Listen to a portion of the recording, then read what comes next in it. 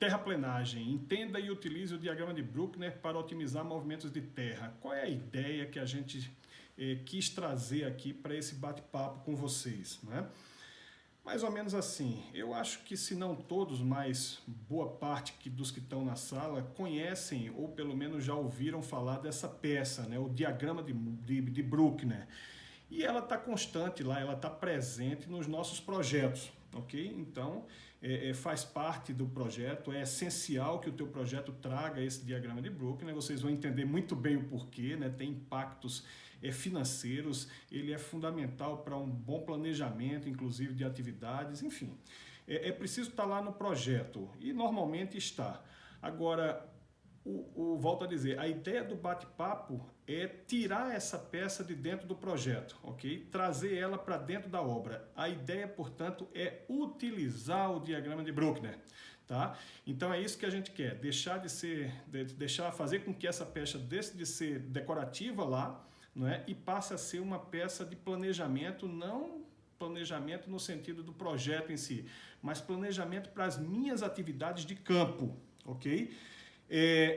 Então aí a gente vai precisar fazer uma coisinha antes, ok? Se eu quero que aquela peça que esteja lá no projeto eu vá levar realmente e ela me seja útil em campo, a primeira providência que vocês vão ter que fazer é dar uma atualizada, né? Vamos dizer assim, vamos atualizar aquelas informações. Olha só, no momento do projeto, isso é fundamental. Eu não vou começar a falar de diagrama de Bruckner para vocês sem ter essa preliminar aqui, porque se assim fosse, o webinar serviria tão somente para demonstrar o que é e as propriedades, enfim.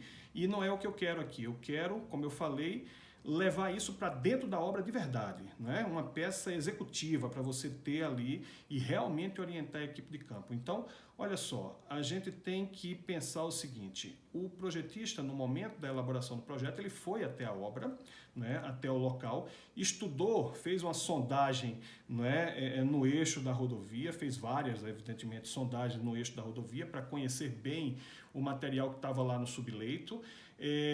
Se for o caso dele indicar empréstimo, certamente ele foi também nas áreas de empréstimo, marcou, determinou, delimitou aquelas áreas, colheu amostras também lá da região dos empréstimos para fazer ensaios e se certificar de que o material que está lá pode ser utilizado realmente para terraplenagem. Vamos nos ater aqui, por enquanto, à terraplenagem, ok?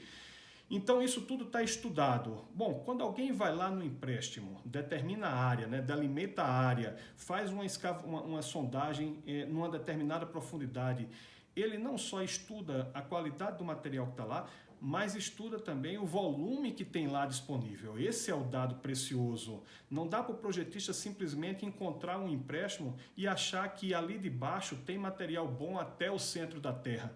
Na verdade, não é assim que funciona a coisa, né? Isso é um material natural, né? Então os horizontes do material que vai ser explorado, eles vão mudando e todos sabemos disso. Então existe uma profundidade útil desse empréstimo, das jazidas também, no qual a natureza te oferece esse material na qualidade que você precisa e outro não. Tá? Então é preciso que para cada empréstimo desse a gente tenha realmente bem delimitada a área e o volume útil. Guarda esse dado. A dica uma coisa é o projeto e a licitação. Você precisou desses dados para fazer a tua proposta, ok? Pôs teus preços unitários. Agora é o seguinte, a obra vai começar, não é? Você ganhou a licitação, te deram a ordem de serviço, o que é que você tem que fazer agora? Nos primeiros capítulos do meu livro, se não me engano, no capítulo 2, eu trago uma série de recomendações que o engenheiro precisa fazer, tanto o engenheiro fiscal como o engenheiro da construtora, precisa fazer exatamente nesse momento, entre a assinatura da ordem de serviço e o primeiro trator passando lá na estrada. Tem muita coisa a ser feita aqui, eu não estou falando somente da instalação do canteiro, eu estou falando de uma série mesmo de medidas, as quais eu não tenho tempo aqui, esse não é o fórum para a gente trabalhar uma a uma, né? Mas uma delas eu vou destacar aqui nesse curso, né? E somente uma delas, só para vocês terem ideia da dimensão da coisa.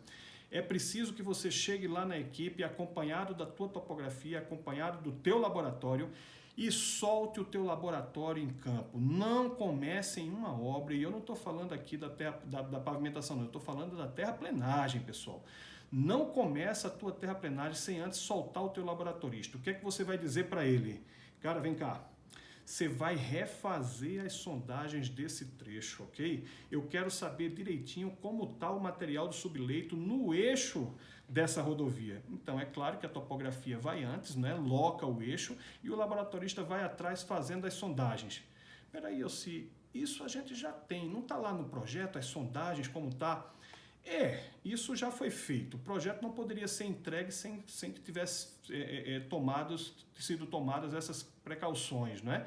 Mas o fato é o seguinte, não temos nem tempo, 1 hora de apresentação, eu não tenho nem tempo para filosofar muito com isso, né? Vamos aos fatos. Os fatos são, muitas vezes, não são poucas, nós recebemos o projeto e aí estava escrito lá, por exemplo, que eu ia fazer uma compensação de aterros, ou seja, tirar material aqui desse corte da estaca 20 a 30 e mandar para o aterro da estaca 37 a 52, ok? E quando você escava na estaca 20 a 30, o material simplesmente não tem características que o qualifiquem para ir para a seção de aterro. Né? E aí o que é que você vai fazer? Aí eu vou tirar material de outro local para poder fazer esse aterro. Não se preocupa não, Elci, tem material num corte mais adiante, né? Então a gente usa o material desse corte mais adiante e traz para cá. Pode ser que nem tenha esse material, entendeu? E você tenha que abrir uma caixa de empréstimo.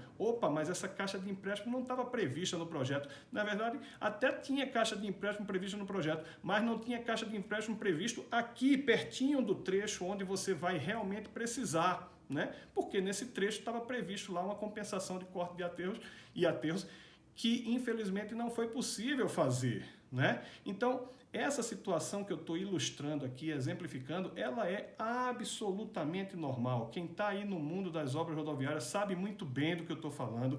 É muito, mas muito frequente, né, que os projetos tenham volumes que em campo, quando a gente assume e começa o desmatamento e começa a atacar, percebe que aqueles volumes não são nada disso. E aí vocês vão perceber, por conta dessa situação, que aquele quadro de distribuição de massas, o quadro de origem e destino, ele não mais se aplica a essa situação concreta que você tem em sua mão, em campo, para executar, não é? Por quê? O que eu acabei de dizer, estava lá dizendo que era para você tirar material desse corte e jogar para esse aterro. Só que o material desse corte não presta, você vai tirar de onde? Pode ser de um empréstimo, pode ser de um outro corte. Se você tirar do outro corte, pode ser que falte material que você ia utilizar num outro aterro, né? Se você vai tirar de um empréstimo, onde está esse empréstimo? Posso usar um existente que está ali pertinho? Ou é melhor eu soltar minha equipe do laboratório para ir buscar outro? Pessoal, eu acho que vocês já entenderam, até porque eu tenho certeza que não estou trazendo nenhuma novidade, infelizmente, mas é muito comum esse tipo de inconsistência entre os volumes, as sondagens, o quadro de distribuição de materiais que está lá previsto, é muito comum a inconsistência em relação aos dados reais de campo. Então, o que você vai fazer na hora que você vai começar uma obra rodoviária? Não pode ser outra coisa senão checar todas essas informações. Você está dizendo que eu vou refazer o projeto, não é isso, Elci? Olha, eu não gosto de usar essa expressão assim de refazer o projeto, né? Até porque o projeto existe, o projeto foi feito por alguém habilitado, foi pago, enfim, pense assim. Pode ser que entre o tempo da elaboração do projeto e o do início da obra tenha acontecido alguma coisa, não é, que fez o volume do empréstimo se acabar, entendeu? Ou, não sei, o subleito não estava conforme previsto, certo? Então, se isso ocorre, isso é um fato, não comece sua obra acreditando cegamente nos dados do projeto. Isso eu recomendo, mas recomendo veementemente. Jamais, eu diria, loucura, você começar uma obra sem checar, vamos usar essa expressão, sem checar os dados reais do projeto. Tá? Então, aquilo que eu estou te dizendo, solta a equipe em campo, topografia, loca eixo, marca lá a posição dos empréstimos, solta agora o teu laboratório. O laboratorista vai lá, coleta as amostras no laboratório para me determinar o quê? A qualidade do material que está lá. Serve ou não serve para terraplenagem? Me determina também os volumes úteis, os volumes que eu posso realmente tirar de cada empréstimo desse, tirando aquela capa de desmatamento, tirando aquela capa de expurgo, verificando a efetiva profundidade de onde eu posso tirar material com qualidade, me determina o volume disponível em cada empréstimo desse. Da mesma forma, na seção da estrada, tá certo? No eixo, faz os furos de sondagem, me diz exatamente se o material que está ali pode ou não pode ser reaproveitado, ok? Então, reúne todos esses dados e traz para mim.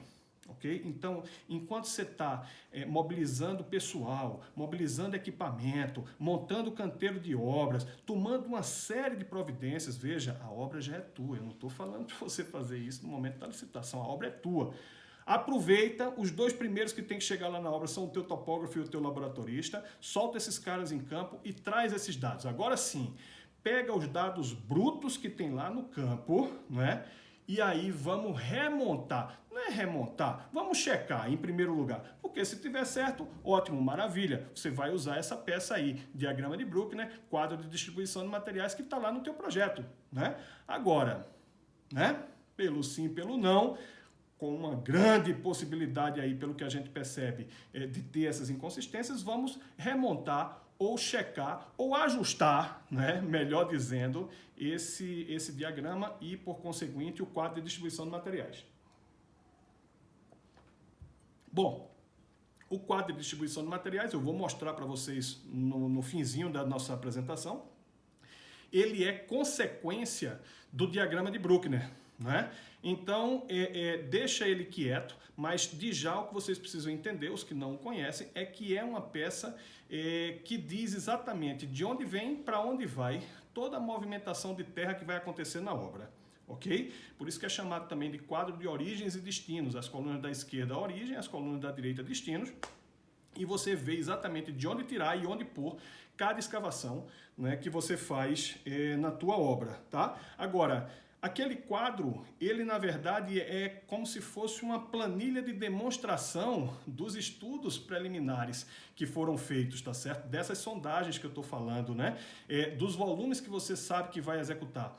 Primeiro preciso montar um diagrama de Bruckner e aí os dados do diagrama de Bruckner vão ser transferidos então para o quadro de distribuição de materiais. Então é isso. Agora sim, vamos entender o diagrama de Bruckner, posto que agora eu já contextualizei o porquê disso aqui num ambiente de obra e não de projeto. Entendendo agora como ele funciona e suas propriedades, você sabe que vai poder utilizá-lo ao tempo do projeto. E mais do que isso, e essa é a proposta, você sabe também como você vai lançar mão dele para reduzir teus custos financeiros durante a execução lá da obra, ok? Maximizando o teu transporte. Então tá, vamos entender como é que se calcula um diagrama de Bruckner. Primeiro momento, né? Bom, o diagrama de Bruckner eu gosto de associar a uma espécie de conta corrente lá da obra, né? Conta corrente. Você tem aí, tá administrando tua vida financeira, né? Então tenta puxar um extrato do teu banco. O que é que vai encontrar lá?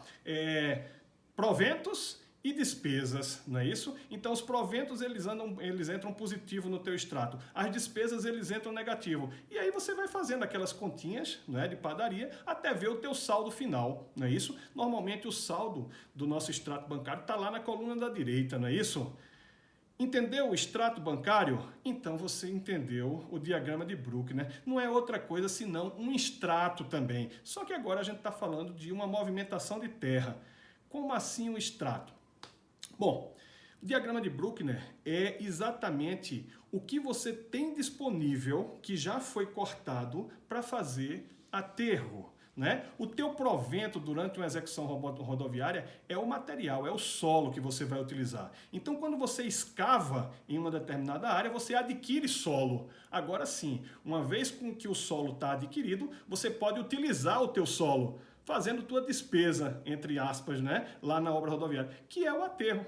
Você precisa de solo escavado e vai fazer a despesa, que é onde é o aterro, onde você vai utilizar esse teu solo, ok? Então a gente já sabe que num diagrama de Bruckner, o que for corte vai entrar positivo, é o material obtido para depois você gastar em aterros. Então o que for de aterro vai entrar negativo lá no teu diagrama de Bruckner, ok? Legal. Agora, o que acontece na nossa vida financeira quando a gente precisa fazer uma despesa e não tem proventos suficientes para fazer face àquela despesa, né? Eu preciso gastar 1.000 e não ganhei dinheiro ainda. É isso, a gente abre um empréstimo, não é isso? E é por isso que existem nas obras rodoviárias também os empréstimos, e é por isso que o empréstimo tem esse nome, inclusive, porque, em regra, nós não vamos utilizar empréstimo na obra rodoviária. Não é econômico ficar utilizando empréstimos em regra, tá? Tanto que num projeto, a gente procura, no projeto de estradas, a gente procura equilibrar os volumes de corte com os volumes de aterro. Ou seja, já que eu vou ter que cortar aqui em cima para poder deixar o terreno natural na cota de grade, o que eu precisei cortar aqui, eu vou usar aqui no aterro para também subir a cota naquele ponto para chegar também na cota de grade. E aí um bom projeto vai tentar equilibrar essas massas, né? As de corte com as de aterro, né? O projeto perfeito, vamos dizer assim, né? Em nível de compensação, ok? Só em nível de compensação. Seria aquele que equilibrasse perfeitamente os cortes com os aterros. Né? Nesse caso, você ganha o suficiente para o que você vai gastar, você não precisa de empréstimo. Agora, em determinadas obras, você corta menos do que você aterra. Não é? Nesse caso, não tem jeito de fazer o aterro que você precisa fazer sem pedir empréstimo. Não é? Ou seja, o empréstimo é justamente uma fonte de material que está fora do eixo da estrada. Não é uma seção de corte típica, normal, dentro da tua seção transversal. É algo que vem de fora. Então ele só pode existir quando você precisa de material que não vai ser escavado dentro da seção da tua estrada. Ok? Em outra situação, não abra empréstimo, porque senão você vai estar escavando o material que você usaria e depois vai estar escavando de novo para trazer para outro local. Então, em regra, empréstimos são desnecessários se você tem material bom, evidentemente, para poder ser utilizado nos aterros e esse material vindo das próprias seções de corte que você já teria que fazer. Ok? Então, essa compensação corte-aterro, né, ela é demonstrada no diagrama de Bruckner, que vocês vão ver também, né, que ela o diagrama de Bruckner vai me indicar até o quanto você vai precisar de empréstimo e em que locais também você precisa procurar empréstimo. E aí você vai soltar a tua equipe em campo seguindo essas orientações, justamente porque você vai precisar ajustar aquilo que foi projetado à realidade lá de campo, ok? Então vamos entender esse diagrama aqui. Ele nada mais é do que um mapa de cubação, pessoal. Mapa de cubação é aquela planilha em que a gente calcula os volumes, né? Converte as áreas das seções transversais trazidas pela topografia, né? A topografia nivela o terreno natural, depois nivela a seção executada, tá certo? E a gente converte aqueles dados, né, em desenhos de nivelamento primitivo e de seção, e a gente cuba para cada uma daquelas estacas, né, para cada um daqueles cortes transversais, não é, ao longo do eixo da pista, a sua área da seção transversal, ok? Então, o mapa de cubação é exatamente a peça onde a gente pega essas áreas das seções transversais, niveladas pela topografia, e converte ela em volumes, tá? Então, o diagrama de Bruckner, por sua vez, é tão somente a junção dos mapas de cubação de corte com os mapas de cubação de aterro lá da tua obra. Vamos ver aqui no gráfico, na tela. Olha só. A primeira coluna é o estaqueamento. Ok, então vamos partir de um trecho aqui da estaca 70 até a estaca 91. Nesse trecho, vocês estão percebendo que houve seções de cortes, tá? Na estaca 70 até a 74. Depois a gente entrou numa seção de aterro, depois voltou para um corte, depois foi novamente para a seção de aterro e assim por diante, tá? Então existem áreas de corte e áreas de aterro, tá?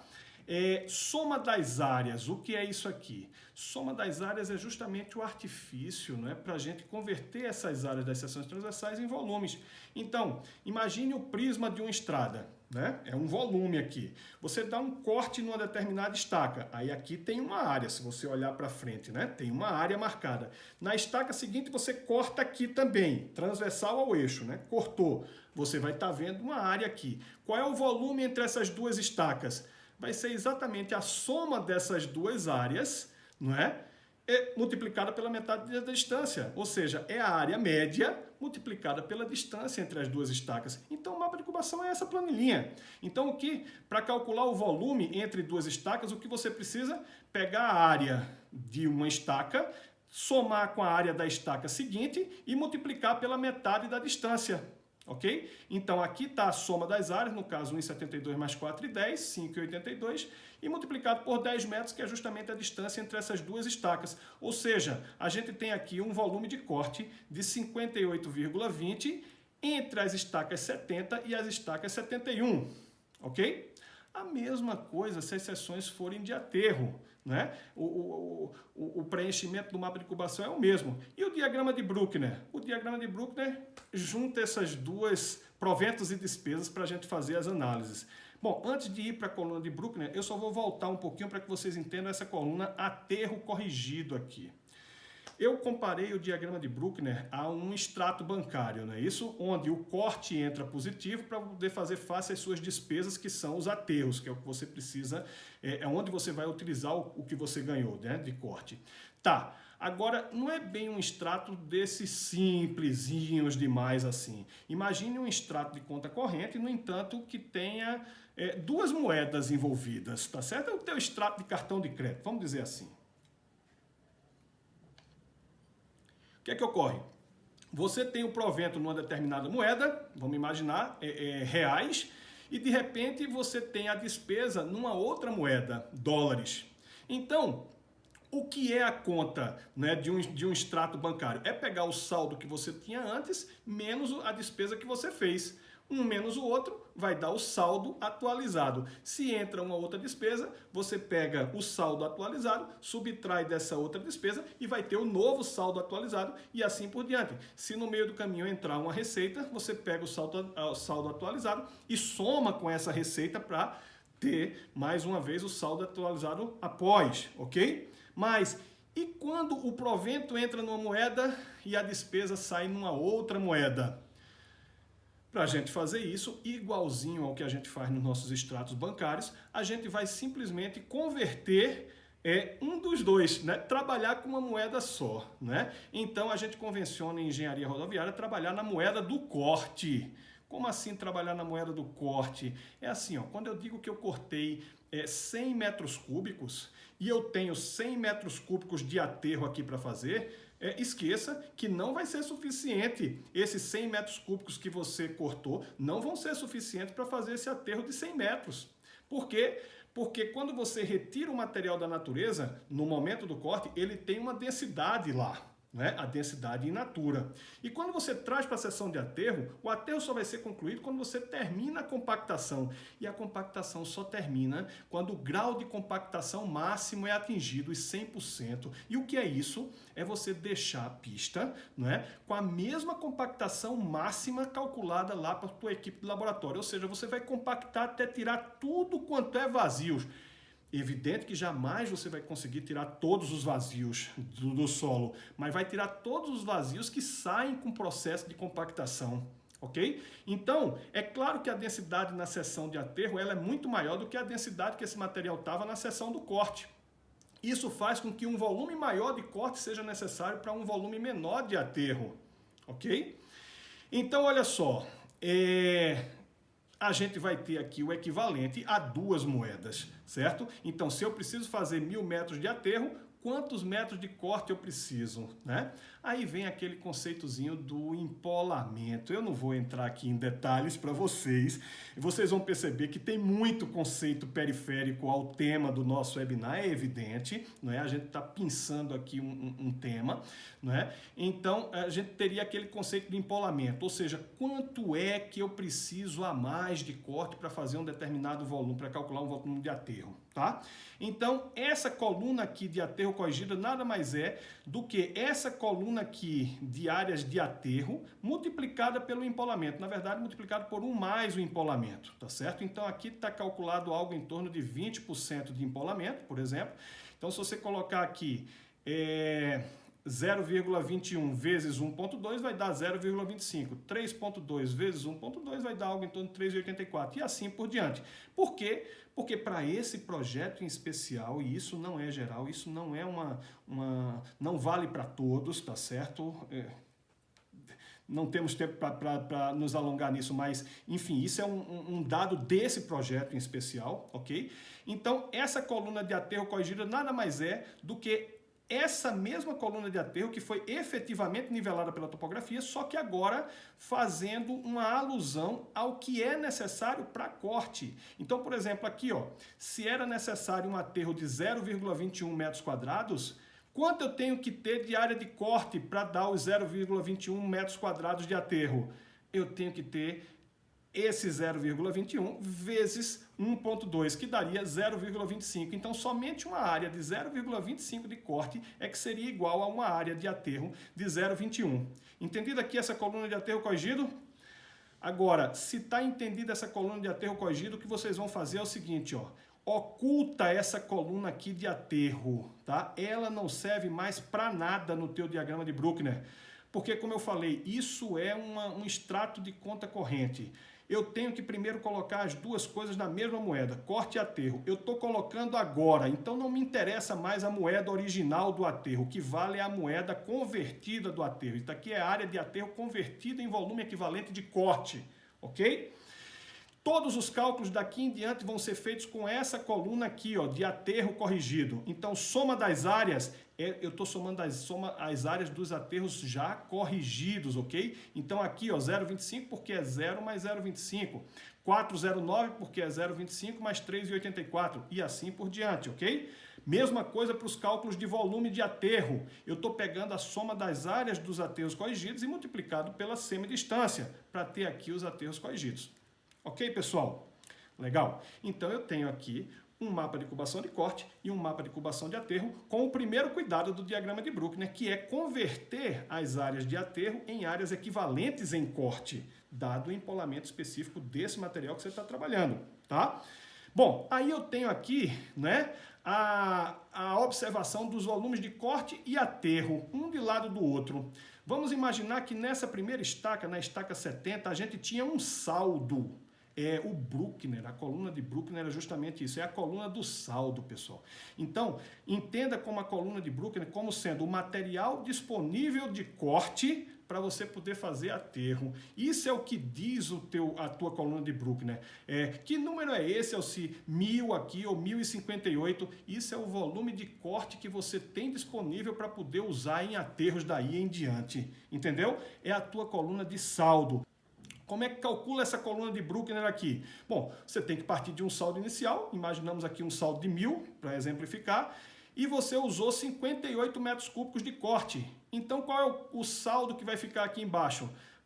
Corte é provento, é material que se soma para você poder gastar, não é isso? A gente já falou há pouco. Então, vai ser 1000 mais 58, 1058,20. Depois você cortou nessa outra estaca mais 93,60. Aí você soma esse 93,60 nos 1058, vai para os 1151. Mais corte, mais 76, ok, deu 1228. E agora? Opa! Aqui a gente entrou numa seção muito estranha, uma seção que tem corte e aterro no mesmo lugar. Como é que a gente faz isso?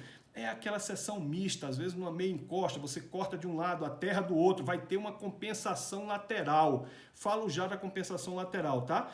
Eu estou calculando o diagrama de Bruckner. Como é que se comporta o diagrama de Bruckner quando a gente encontra uma estaca com compensação lateral? Bom, mesma coisa, você soma com o volume de corte e subtrai do volume de aterro. Então, 1228,40 mais 25,40 menos 2,50, 1251,30 e assim por diante. Ah, mas agora eu entrei numa seção de aterro. aí o aterro entra negativo, porque você está usando o volume de corte que você tinha disponível, não é isso? E aí você vai subtraindo dos teus saldos os volumes de aterro. Quando se encontrar novamente volumes de corte, né? Seções de corte, você soma novamente e aterro novamente. Seção mista, você soma com o que é de corte e subtrai com o que é de aterro, né? De modo que na tua coluna final vai estar sempre dita ali, determinada, quanto de material você tem disponível para fazer aterro. Eu acho que fixa bem, se tiver um caderninho aí do lado, anota isso. Aterro, Bruckner, material disponível para fazer aterro, ok? É o que você tem cortado para fazer aterro. Tá, então é isso aqui, ok? E essa compensação lateral, por que você colocou aqui uma área, um volume igual ao de aterro e aqui você colocou um volume igual ao de corte?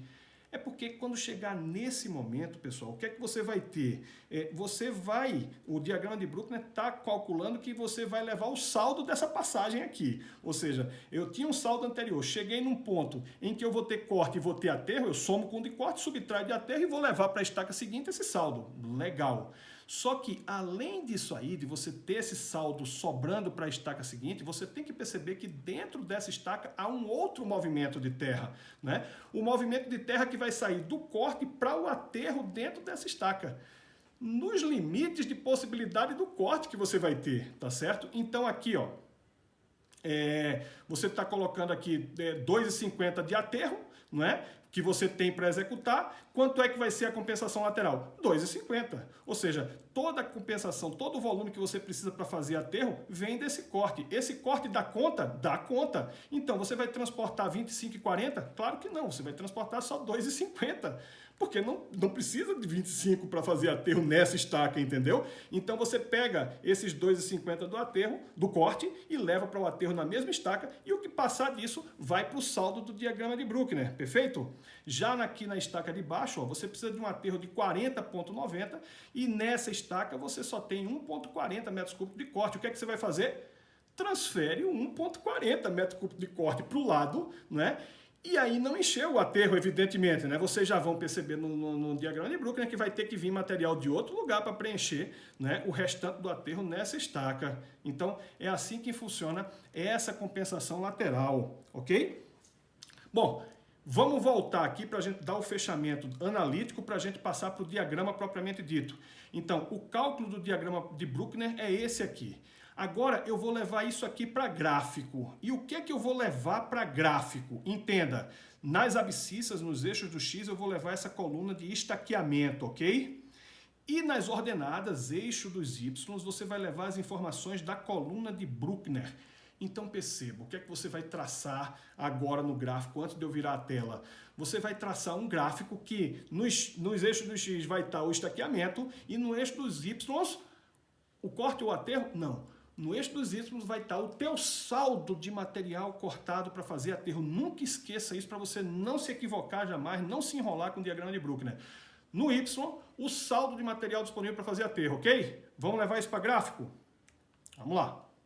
O que é que eu vou fazer aqui com vocês, para vocês perceberem bem, né, as propriedades agora do diagrama de Bruckner? Porque até então eu já mostrei para vocês como calcula, né, o diagrama, né, a parte analítica do diagrama. Agora eu quero que vocês percebam umas propriedades que são, além de interessantes, extremamente úteis para o que a gente precisa fazer lá na obra, tá? Então, para vocês entenderem bem essa propriedade, eu vou correlacioná-las, né? Vou correlacionar o perfil longitudinal do teu terreno com o diagrama de Bruckner. Então eu quero que vocês observem nesse primeiro momento o perfil longitudinal, o eixo, não é? Então perceba que aqui, ó, nas abscissas, o que é que vocês vão ter? O estaqueamento do trecho. Perfeito! Estaqueamento do trecho está nas abscissas. E nas ordenadas? Ah, é o saldo de material para fazer? Não. Esqueça isso. Isso é Bruckner, ok? Saldo de material cortado, isso é Bruckner. Aqui, num perfil longitudinal, você tem a cota mesmo do ponto. Então, se eu estou dizendo aqui, ó, que na estaca 70, né, ele está aqui na cota 1000, é porque a cota, né, desse ponto é 1000. A cota topográfica, altimétrica, né, desse ponto é 1000. Aqui, ó, eu estou vendo que o terreno natural estava lá em cima. Depois e aqui o laranja é o projeto, tá? Perdão, pessoal. A linha azul, eu não expliquei antes, a linha azul é o perfil do terreno natural existente, antes de você executar a tua estrada. E o laranja é o grade projetado, ok? São as cotas de projeto. Então perceba ó, que o terreno natural estava lá em cima, demandando evidentemente corte aqui, ok? Num determinado momento, ó, o terreno natural estava mais baixo do que a cota que você precisa para a tua estrada. Então, evidentemente, toda essa área aqui vai ser de aterro. Aqui vai ser de corte, aqui vai ser de aterro e assim por diante. Perfeito? Esse é o perfil longitudinal. Nenhum mistério, cota de cada estaca, não é? Do eixo de cada estaca. Legal? Agora, deixa quieto aqui o perfil longitudinal e vamos dar uma observada agora no diagrama de Bruckner. A única coisa que eu fiz agora foi colocar o eixo das abscissas igualzinho, um em cima do outro. Então, aqui, ó, estaca 70 no diagrama de Bruckner, estaca 70 no perfil longitudinal, certo? Estaca 91 no diagrama de Bruckner, estaca 91 no perfil longitudinal. O eixo, as abscissas, elas são iguais aqui, né, para a gente analisar bem, tanto no perfil como no diagrama de Bruckner, né? No entanto, cuidado aí, as ordenadas são completamente diferentes. Olha, dizem coisas completamente diferentes. Enquanto na primeira eu já expliquei, é a cota do ponto naquela estaca, né? Na segunda, diagrama de Bruckner, é a quantidade de material escavado que você tinha disponível para fazer o corte. Aí você vai me dizer, o que uma coisa tem a ver com a outra? Aí é a coisa interessante, a grande sacada do diagrama de Bruckner. Vamos para as propriedades dele. E olha que propriedade interessante e fundamental para a gente. Todos os pontos, percebam que todos os vértices das parábolas no diagrama de Bruckner, eles correspondem a uma mudança em campo de corte para aterro ou de aterro para corte. Está vendo aqui o vértice da parábola? Ele ocorreu exatamente nessa estaca, onde é a junção de um corte para um aterro. Olha o outro ponto do vértice da parábola que está lá embaixo. Ele também está lá num ponto de junção de corte para aterro. E assim por diante. E é evidente que seja assim, não é isso, pessoal? Porque, veja só, perceba o funcionamento aqui. Isso aqui é o quê? É o saldo de material que eu tinha disponível para corte, não é, Elci? É. Então, o que é que acontece quando tua parábola aqui, ó, ela está subindo, como mostrado aí no diagrama? Significa que você está cortando o material. É, exatamente. Então, enquanto a linha do Bruckner estiver subindo, isso aqui é uma seção de corte. Até esse ponto. Percebe que está igual lá em cima?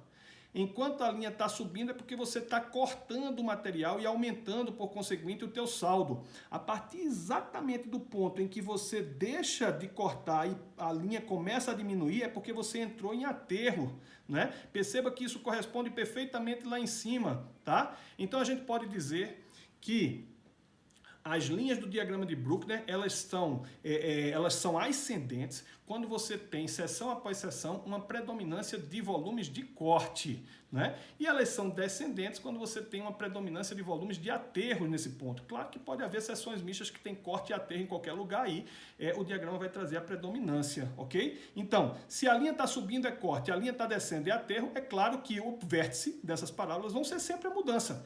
Se o vértice está lá em cima, vai ser de um corte para um aterro. Se o vértice está lá embaixo, vai ser de um aterro para o corte. Evidente. Olha, você vinha aterrando, tanto que o saldo está diminuindo, chegou no limite.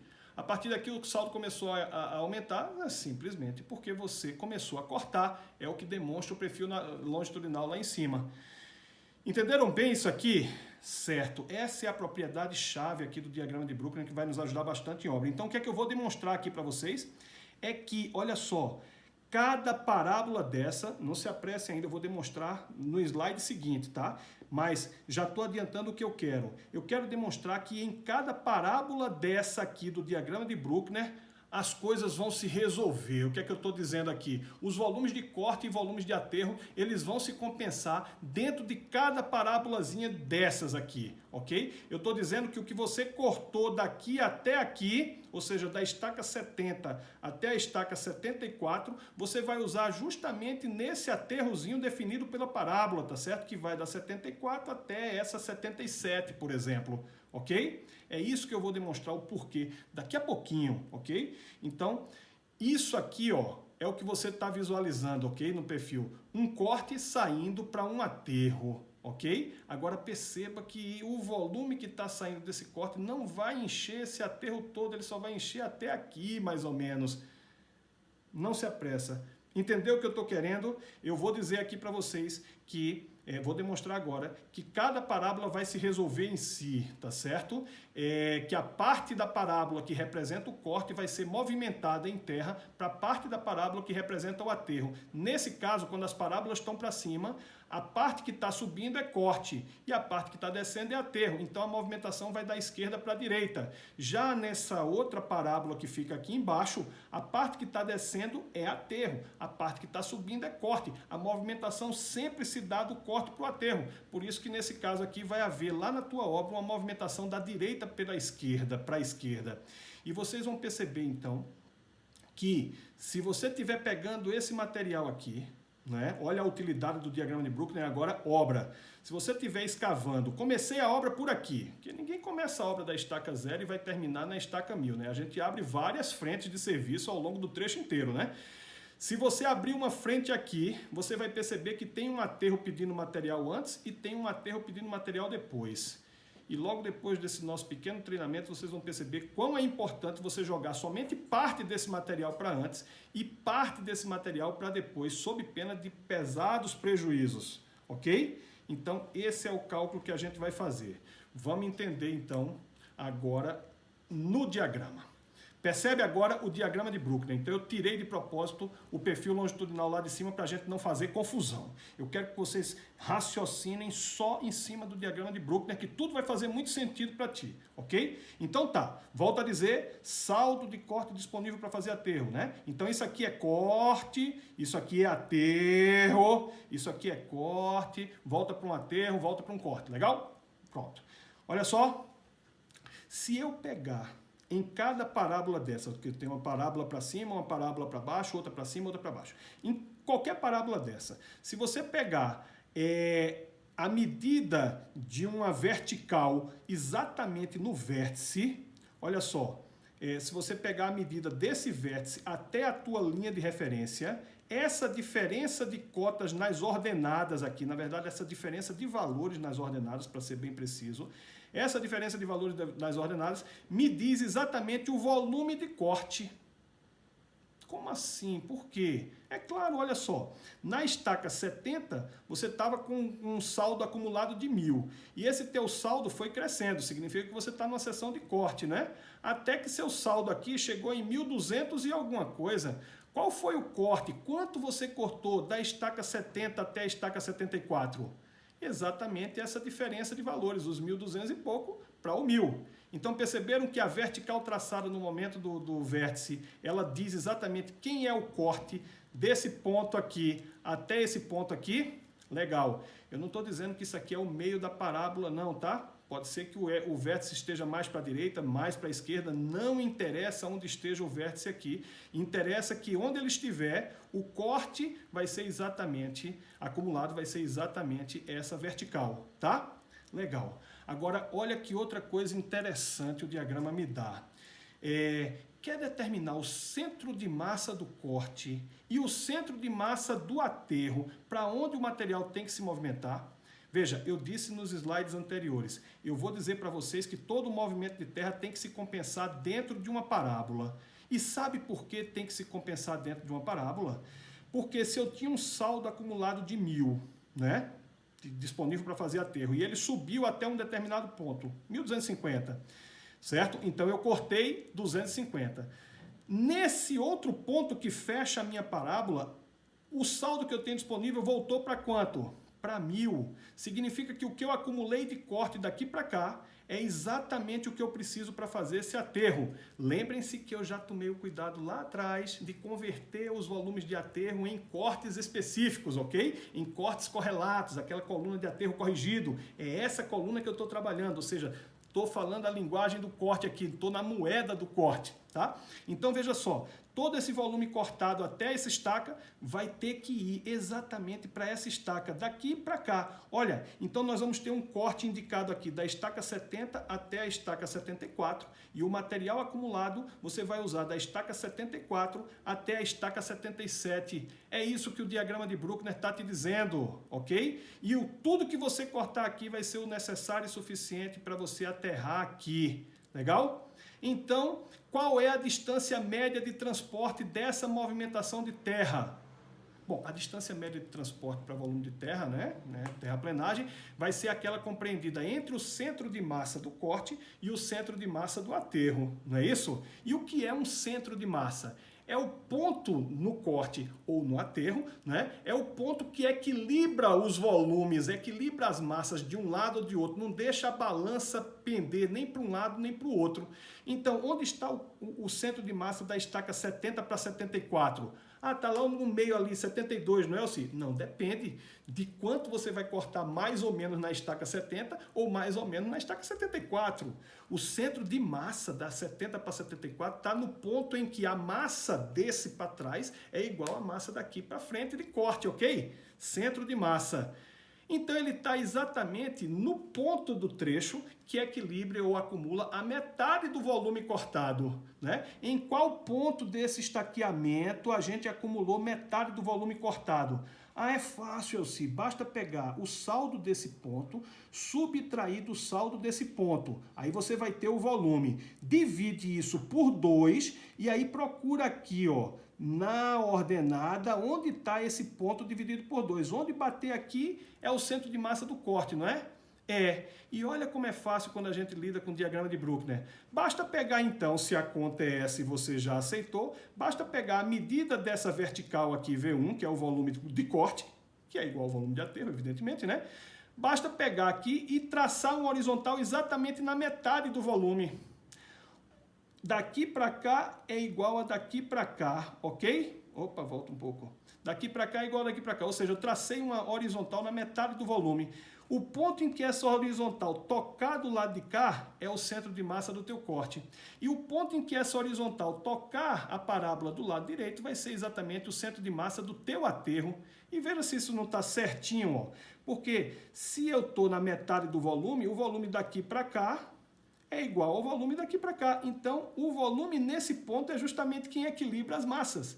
Qual a estaca que está aqui nesse ponto? Aí você vai ver aqui embaixo, ó. Esse é o centro de massa do teu corte. Você não precisou nem fazer aquelas contas que a gente aprende lá no treinamento de terraplenagem, né? O diagrama já te dá diretamente, né, no gráfico, onde está o centro de massa do corte. E onde está o centro de massa do aterro? É a mesma coisa. Eu vou equilibrar o volume de aterro do lado esquerdo com o volume de aterro do lado direito. O volume de aterro do lado esquerdo é esse. O volume de aterro do lado direito é esse. Então, o ponto que está na metade é justamente o centro de massa do teu aterro. Vai estar lá perto da estaca 76. Entendido? Ora, então veja só, eu já sei aqui, o diagrama já está me dizendo qual é o volume que tem que ser cortado da estaca 70 até a estaca 74 para levar para o aterro da 74 até a 77. O volume é esse. E qual é a distância de transporte? É a distância entre os centros de massa, do corte para o aterro. Então, olha aqui a distância média de transporte. Ela vai dessa estaca até essa estaca aqui. Certo? Veja que o corte é aqui, aterro daqui, até aqui, centro de massa do aterro, centro de massa do corte. Perfeito? Então você tem no diagrama de Bruckner qual o volume a ser cortado, para onde vai esse volume, ok? Nesse caso nós estamos cortando do lado esquerdo, ou seja, do início do trecho, né, da 70, mandando para as estacas depois, não é isso? As estacas da frente. Agora, olha o que vai acontecer nesse segundo segmento aqui. O segundo segmento começa com um aterro, a segunda parábola, ok? Vamos observar essa segunda parábola. Ela começa com um aterro, não é isso? Claro, o saldo está diminuindo. Depois é que vai ter corte suficiente para encher esse aterro que começou aqui atrás. Então, o mesmo raciocínio que vocês tiveram aqui na primeira parábola, vocês vão levar para a segunda parábola. Ou seja, vai haver um V2, que vai ser exatamente o volume desse ponto, né? Para esse ponto, o saldo aqui diminuiu e foi lá embaixo, né? 800 mais ou menos, menos de 800, né? e aqui estava em 1000. Qual é o volume de aterro? 1000 menos 800, é esse V2, né? Agora, e esse corte aqui é suficiente? Sim, porque desse ponto em diante o material vai começar a ser cortado, né, predominantemente, até chegar nessa estaca aqui, ok? Então, esse saldo aqui menos esse saldo aqui também dá igual a esse saldo aqui menos esse saldo aqui, é V2, né, pessoal? Aí onde está o centro de massa do aterro para o centro de massa do corte? Bom, vai ter exatamente o ponto em que equilibra os volumes. Então, eu pego a metade desse V2 e traço um horizontal. Onde ela tocar do lado esquerdo é um centro de massa, onde ela tocar do lado direito é o outro centro de massa, não é? Então, vai haver uma movimentação no sentido invertido nesse trecho aqui. Ao invés de você pegar esse corte aqui e mandar lá para frente, não. Pegue esse corte e traga aqui para trás. Ah, Elci, mas tem um aterro aqui na frente que está com a mesma distância. Não faça isso, certo? Porque se você fizer isso, você vai bagunçar a tua logística de transporte, né? Você vai começar a aumentar suas distâncias, eu te explico daqui a pouquinho, né? Veja, a parábola se resolve em si para contra-fechar. Então você movimenta essa terra do corte para o aterro. Por isso que o sentido da DMT2 ficou invertido, ok? Perfeito? Então aqui movimento no lado esquerdo, aqui movimento do lado direito. Centro de massa para centro de massa. Agora sim, eu vou puxar o perfil longitudinal para você visualizar em campo aquilo que a gente estava vendo aqui no diagrama de Bruckner. Olha só o que tem lá em cima. Desse ponto para esse ponto aqui, não era o corte que eu disse que tinha que fazer? Olha só, lá em cima, você vai tirar material desse corte aqui, ó. Aqui é perfil longitudinal, tá, pessoal? Então, existe um corte que vai da 70 até a 74, exatamente, esse corte do diagrama. Eu vou levar para onde? Eu vou levar para esse pedaço de aterro aqui, porque esse pedaço de aterro aqui, não todo o aterro que você tem à tua frente, só um pedaço dele é que faz volume equivalente ao anterior, ok? Então você pega essa movimentação de terra daqui que vai dar um volume igual ao que você precisa para sair da 74 a 77, né? Vai ser exatamente a DMT1 em campo que você calculou aqui embaixo, previu aqui embaixo. E nessa outra parábola, ok? Nessa outra parábola vai ter um corte aqui, ó. Ah, mas o corte é maior, Elci. Aquilo que eu estava te dizendo. Somente uma parte desse corte, um determinado volume desse corte, é que vem para trás. Que volume é esse, Elci? Esse aqui, ó, esse volume V2, ok? Esse volume V2 você vai jogar para trás. O restante do corte você vai jogar para frente, para esse aqui. É exatamente, ó, a outra parábola se resolvendo em si, ok? Então, nesse caso, esse volume V2 vem para terminar de encher esse aterro aqui, ok? Então, desse corte para esse aterro, vai ter o DMT2, e assim fazendo, você vai ter o aterro totalmente preenchido por V1, que veio do corte 1, com o V2, que veio do corte 2, certo? Bom, se você utilizar esse conceito, você vai organizar a sua frente de trabalho lá na obra para tudo bater e você reduzir ao máximo as distâncias de transporte. Então, você tem que chamar a tua equipe e dizer para o cara, olha, quando você estiver executando esse corte aqui, tá certo? Você vai mandar esse volume aqui para o aterro anterior. E o restante, que a gente calcularia se a gente seguisse nos cálculos da parábola seguinte, né? O restante você vai jogar para o aterro seguinte, né? Aí o encarregado vai dizer para vocês, mas doutor, tá no mesmo, 2 mais 3 é igual a 3 mais 2, doutor. Eu faço o seguinte, ó, eu pego o material todo daqui, encho logo esse corte para a gente não ficar esquentando a cabeça, né? Depois, para encher esse aterro, eu pego esse corte aqui e trago para cá. Não vai bater, né? Porque esses cortes e esses aterros, eles não têm o mesmo volume, entendeu? Você não vai ter um volume de corte aqui que dê exatamente para encher o volume de aterro. Aí o volume de aterro que seja exatamente equivalente ao volume de corte. Não é assim que funciona. A coisa tem que se compensar. E como é que se compensa? Com uma linha básica de volume, que é essa que você traçou a partir do teu diagrama de Bruckner. Não é isso? Então, aqui a compensação é perfeita. Olha o que vai acontecer, por exemplo, se o cara resolve pegar esse corte lá na tua obra, né? É o encarregado que não está devidamente instruído. Ele pega esse corte aqui e manda todo para esse aterro. Legal, encheu esse aterro, né? Aí ele pega esse corte aqui, que parte era para vir para cá, a gente já estava sabendo, mas aqui já está cheio, ele ia jogar aqui para frente, né? Aí de repente agora ele abriu uma frente aqui, quer encher esse aterro. Aí ele pega todo esse corte e traz para cá. Só que aí não enche o aterro, entendeu? Ficou faltando um pedaço aqui para encher. Ele vai tirar de onde? Esse corte não existe mais, esse outro corte não existe mais. Aí ele vai buscar de um corte lá longe para trazer material para esse ponto. Ou então vai abrir um empréstimo para trazer material para esse lugar e vai dizer, olha, é porque o projeto estava errado, não é? Faltou material para encher esse aterro, quando na verdade não foi nada disso. Você é que não seguiu a orientação determinada lá no diagrama de Bruckner. Entendido? Agora perceba, não é? A importância das minhas preliminares. Antes da gente começar a mostrar diagrama de Bruckner, o projeto vai trazer o quadro de distribuição de materiais para você, o quadro de origens e destinos. Lá vai estar tudo direitinho. Sai daqui, vem para cá, sai daqui, vem para cá, sai daqui, vem para cá.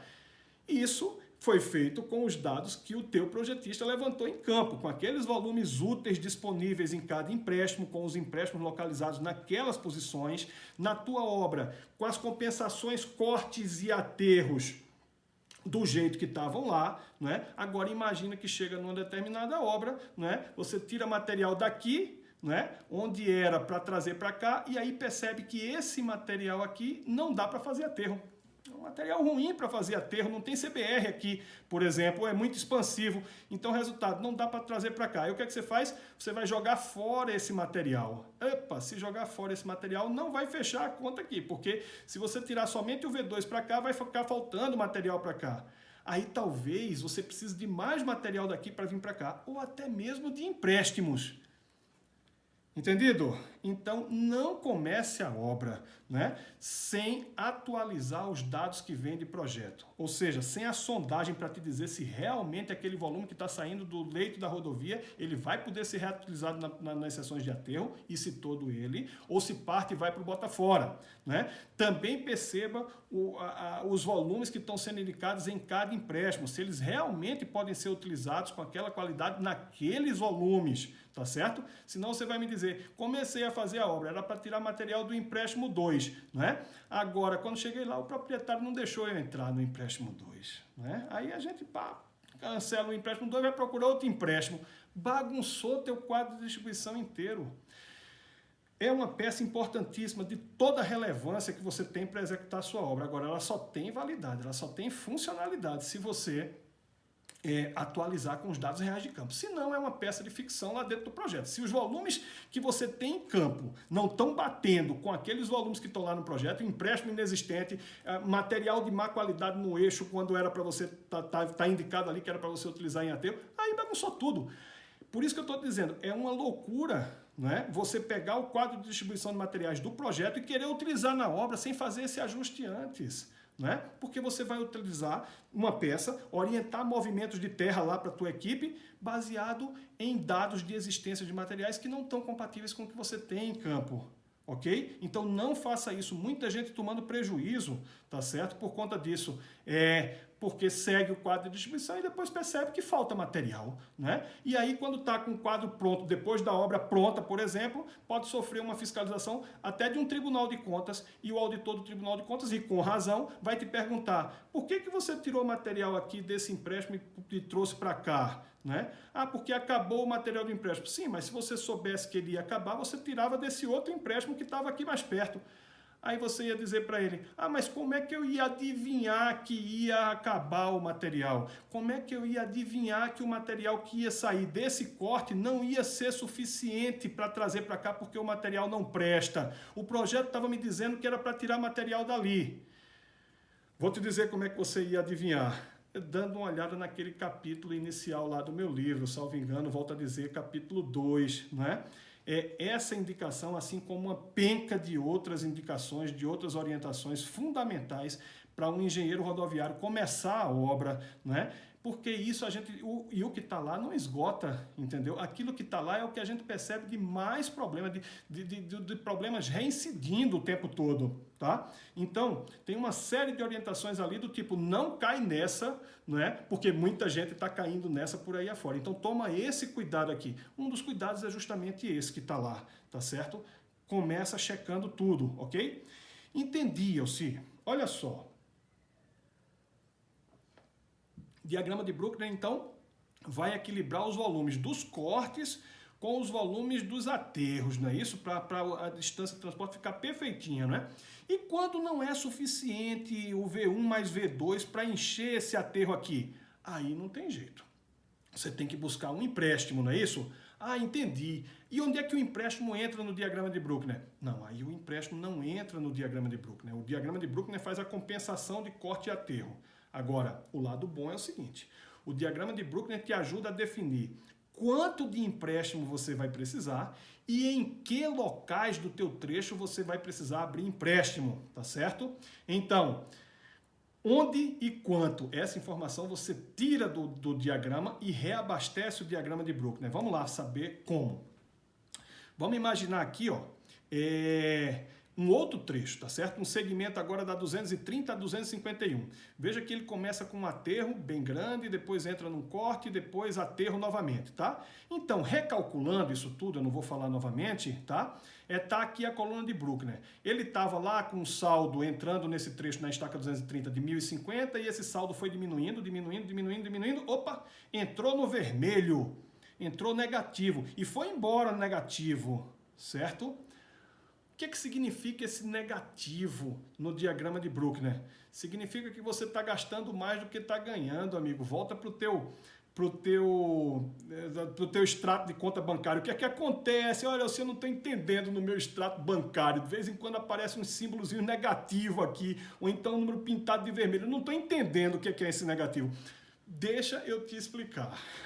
Você gastou mais do que ganhou. Olha só que novidade, gastou mais do que ganhou. Na obra rodoviária é a mesma coisa, né? Tem vezes que a gente precisa gastar mais do que ganha. O aterro é grande demais para o volume de terra que eu corto, né? Você sabe muito bem que situação que a gente pode tomar como paradigma para exemplificar isso são os projetos de grade colado, né? Ou seja, um relevo normalmente muito plano e você simplesmente vai dar uma subidinha na cota, né, para sair daquele plano e fazer a tua estrada ali em cima. Praticamente numa estrada dessa só vai ter volume de aterro. Epa, se só tem volume de aterro, de onde vem o material para fazer esse aterro se não vai ter pontos que vão ser cortados? Isso, do empréstimo. Ok? Então, o diagrama de Bruckner vai mostrar que você precisa de empréstimo sempre que a quantidade de solo disponível para corte for menos que zero. Né? Então, quando chegar em zero, significa que o diagrama está te dizendo, olha, cuidado, não tem mais volume para fazer aterro, vai buscar emprestado. Então, você analisando o diagrama de Bruckner, né? No caso ainda analiticamente, né? Você vai perceber exatamente onde lá no teu trecho o volume da coluna vai diminuir de zero. É aqui que você vai precisar de empréstimo, tá? Então não adianta pegar aquele acumulado que está lá no projeto. Olha, você vai precisar de 30 mil metros cúbicos de volumes de empréstimo, tá certo? Então solta o laboratorista em campo para achar empréstimos até um volume de 30 mil. Aí o cara vai lá, acha um empréstimo bom, grande, lá no meio do trecho, não é? E diz, esse empréstimo tá legal, tá bem no meio, tem 70 mil metros cúbicos de material disponível aqui, eu vou utilizar esse empréstimo que ele é suficiente para os 30 mil lá da minha obra. Não!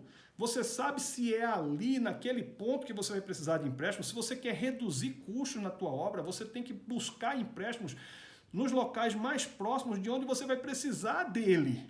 Né? Então não solta o teu laboratorista ao léu procurando empréstimo em qualquer lugar. Solta ele para procurar preferencialmente, evidentemente, né? Procurar preferencialmente nos locais onde você vai utilizar, porque se você conseguir isso, você vai ter reduzido os teus custos de transporte, tá? Então, olhando para o diagrama de Bruckner, você vai dizer, olha, vem cá, laboratorista, vai lá na 236 e começa a procurar empréstimo nessa área aqui, é aqui que eu vou precisar de empréstimo, ok? Então vamos ver isso lá no diagrama, ok?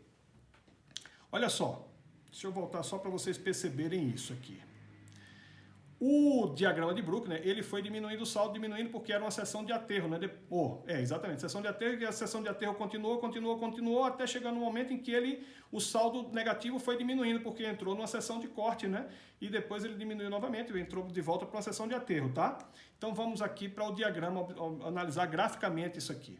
Então, começamos com 1.050, o saldo foi diminuindo, chegou num limite aqui embaixo e entramos numa seção de corte, o saldo subiu e depois voltamos para uma seção de aterro, o saldo menor, certo? Até esse ponto do teu estaqueamento, você estava fazendo aquelas tuas parábolas lá atrás, você sabe que os volumes se compensam dentro das parábolas, lá naquela cota 1.000, né, naquele saldo 1.000. Só que nesse momento você percebe que precisa haver um deslocamento da tua linha da parábola, não é? Porque se você mantiver essa linha aqui, não vai ter mais nem parábola, né? Só tem aterro lá e você não tem corte suficiente, né? Esse grande aterro aqui foi um grande divisor de águas, né? Que fez o teu volume baixar tanto disponível de corte que baixou de zero. Se baixou de zero, você precisa de aterro. E aterro de onde para onde? Vamos observar isso, né? Olha, aqui para trás, né, estava se formando aquelas parábolas, né, de sobe e desce, em relação a essa linha base que você tinha colocado lá, porque estava no ponto mais adequado para aqueles volumes que você tinha, né? Então, todos esses sobes e desces aqui para trás, eles estavam se compensando entre si, as parábolas de cima e as parábolas de baixo, né, dentro de cada parábola, havendo compensação. Então, até esse ponto, o material que estava sendo aterrado aqui, ele vinha de um corte que estava acontecendo aqui atrás. Então, esse corte aqui atrás aterrou até esse ponto aqui. Só que desse ponto do 1.000, né, que era a tua referência que estava lá atrás, para baixo, não é? É só aterro, cara. Não tem nada de corte aqui para compensar esse aterro. E veja, ele desceu, daqui a pouco ele começou a subir. Opa, comecei a acumular volume de corte. Maravilha, então já vou utilizar esse volume, né? Acumulei volume de corte. Acumulei até aqui. Então o que é que eu vou fazer? E se aqui desceu novamente, eu vou perceber que está se formando novas parábolas, só que aqui embaixo, não lá em cima. Eu procuro colocar uma nova linha base de referência aqui embaixo e formar as novas parábolas. Olha o que você vai perceber, observando essas parábolas aqui embaixo, que aqui há um aterro e desse ponto para cá há um corte, e esse corte vai ser igual a esse aterro. Então essa parábola vai se compensar entre si e daí por diante. Ou seja, desse ponto do trecho para frente, eu volto a ter compensações de cortes e aterros, ok? Só que desse ponto para trás, eu também tinha minhas compensações de corte e aterro. Mas desse ponto aqui até esse ponto aqui, é só aterro, sem lastro de terra para fazer isso aí. Como é que eu resolvo um aterro que eu preciso fazer e não tenho compensação em corte? Eu abro um empréstimo. Então, olhando para o diagrama de Bruckner, olha o que você vai ter. Vai ter exatamente o volume de empréstimo que você precisa, não é? O diagrama ele não equilibra volumes de empréstimos, entendeu? O diagrama de Bruckner ele equilibra cortes e aterros, compensações, corte e aterro.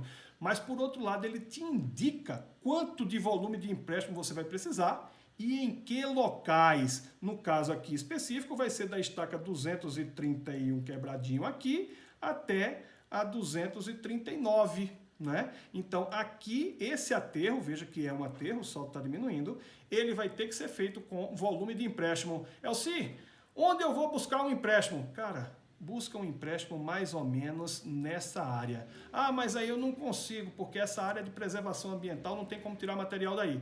Ok, eu disse, preferencialmente nessa área. Vai buscar empréstimo o mais próximo possível desse lugar. Não vai me procurar empréstimo na estaca 1.300, quando você está precisando de empréstimo na estaca 235. Então é ali que você vai orientar a tua equipe.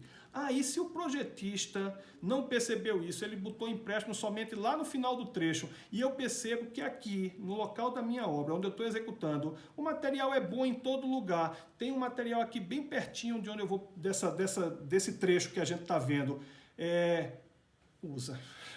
Não é? Usa, porque você vai estar economizando dinheiro. Você não vai tirar material lá de longe para trazer para cá. Então, para você otimizar o movimento de terra na tua obra, você vai mandar o teu laboratorista checar se realmente nesses pontos aqui do diagrama de Bruckner, né, não há como encontrar empréstimos próximos. Tá certo? Então, se você é um engenheiro da construtora e quer economizar dinheiro em transporte, ponha o teu laboratorista é para procurar empréstimos aqui por perto. Se você é um engenheiro fiscal e quer economizar dinheiro do Estado, evitando pagamentos de distâncias muito longas de transporte de maneira desnecessária, não é? Orienta as equipes a checar se realmente essa informação de projeto procede. Que informação de projeto é essa?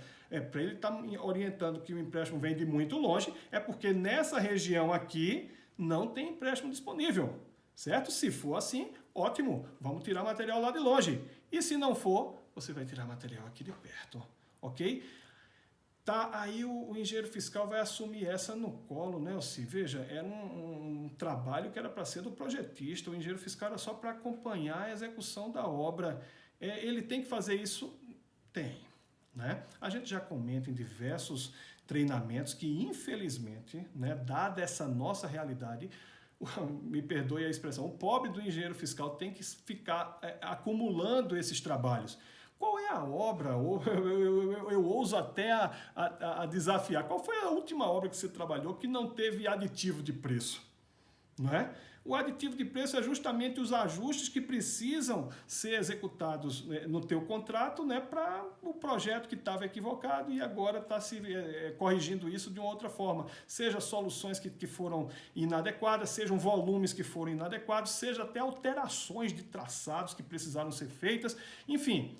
O engenheiro fiscal está o tempo todo trabalhando, né, e tentando corrigir ou ajustar, né, talvez seja mais apropriado, essas situações, né, e essa é uma delas, tá certo?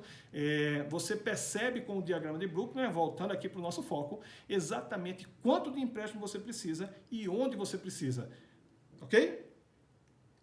E o Botafora? O Botafora é a mesma coisa, pessoal. O Botafora é a mesma coisa. Vamos olhar para o diagrama de Bruckner, né?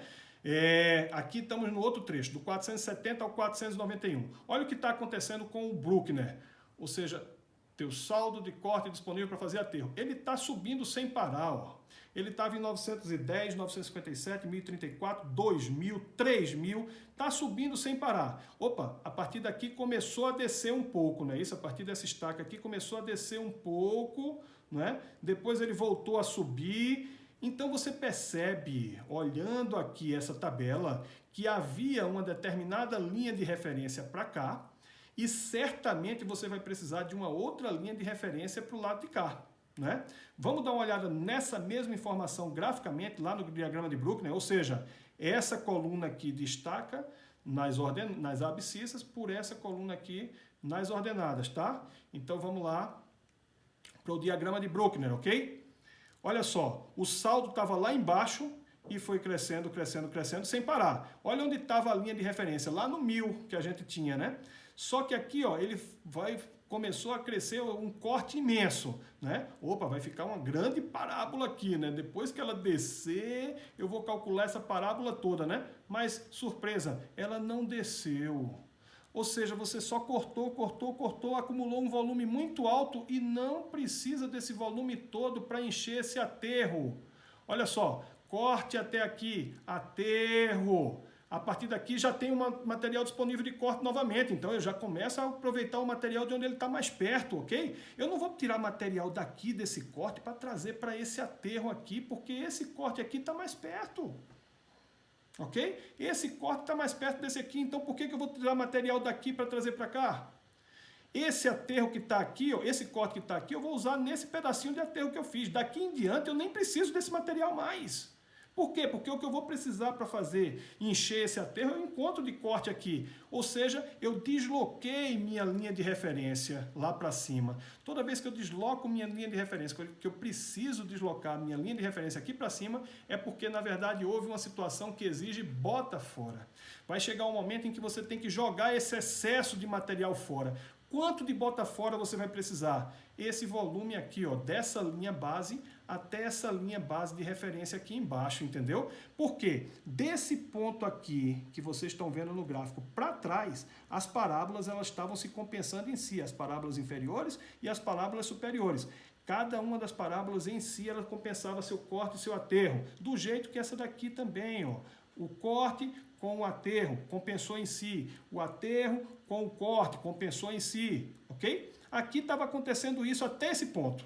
A partir daqui, simplesmente veio o material sem parar até esse ponto aqui. Desse ponto em diante, ó, eu vou precisar do material que eu estou cortando, ok? Para quê? Para jogar no aterro daqui até aqui.